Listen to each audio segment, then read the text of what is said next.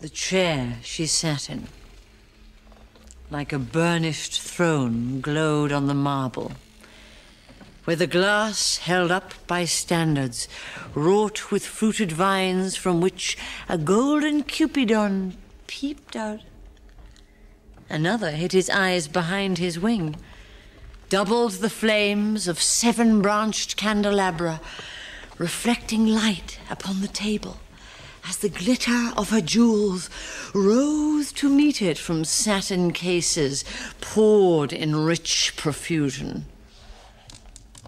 In vials of ivory and coloured glass unstoppered lurked her strange synthetic perfumes, unguent, powdered or liquid, troubled, confused, and drowned the sense in odours stirred by the air that freshened from the window. These ascended in fattening the prolonged candle flames, flung their smoke into the laqueria, stirring the pattern on the coffered ceiling. Huge seawood, fed with copper, burned green and orange, framed by the coloured stone in which, sad light, a carved dolphin swam. Above the antique mantel was displayed, as though a window gave upon the sylvan scene, the change of Philomel by the barbarous king, so rudely forced. Yet there the nightingale filled all the desert with inviolable voice, and still she cried, and still the world pursues. Jug, jug, to dirty ears. And other withered stumps of time were told upon the walls. Staring forms leaned out, leaning, hushing the room enclosed. Footsteps shuffled on the stair. Under the firelight, under the brush, her hair spread out in fiery points, glowed into words, then would be savagely still. My nerves are bad tonight. Yes, bad. Stay with me. Speak to me. Why do you never speak? Speak! What are you thinking of? What? Thinking? What? I never know what you are thinking. Think! I think we are in Rat's Alley, where the dead men lost their bones. What is that noise? The wind under the door. What is that noise now?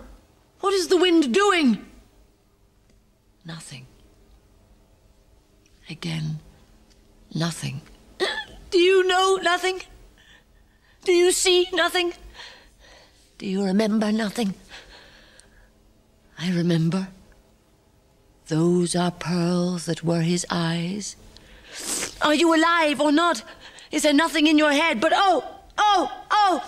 that Shakespearean rag? It's so elegant, so intelligent. What should I do now? What should I do? I shall rush out as I am and walk the streets with my hair down so. What shall we do tomorrow? What shall we ever do? The hot water at 10, and if it rains, a closed car at 4, and we shall play a game of chess, pressing lidless eyes and waiting for a knock upon the door. When Lil's husband got demobbed, I didn't mince my words. I said to her myself, hurry up, please, it's time. Now, Albert's coming back. Make yourself a bit smart. He'll want to know what you done with that money he gave you to get yourself some teeth. He did. I was there. You have him all out, Lil, and get a nice set, he said. I swear I can't bear to look at you. And no more can't I said. And think of poor Albert. He's been in the army 4 years. He wants a good time, and if you don't give it him, there's others will, I said. Oh, is there, she said. Something of that, I said. Then I'll know to thank, she said. Give me a straight look. Hurry up, please. It's time. If you don't like it, you can get on with it, I said. Others can pick and choose if you can't. But if Albert makes off, it won't be for lack of telling. You ought to be ashamed, I said, to look so antique. And her only 31. I can't help it, she said, pulling a long face. It's them pills I took to bring it off, she said. She's had 5 already and nearly died of young George. The chemist said it'd be all right, but I've never been the same. You are a proper fool, I said. Well, if Albert won't leave you alone, there it is, I said. What'd you get married for if you don't want children? Hurry up, please, it's time! Well, that Sunday, Albert was home. They had a hot gammon, and they asked me into dinner to get the beauty of it hot. Hurry up, please, it's time! Hurry up, please, it's time! Oh, good night, Bill. Good night, Lou. Good night, May. Good night. Ta-ta. Good night. Good night. Good night, ladies. Good night, sweet ladies. Good night. Good night.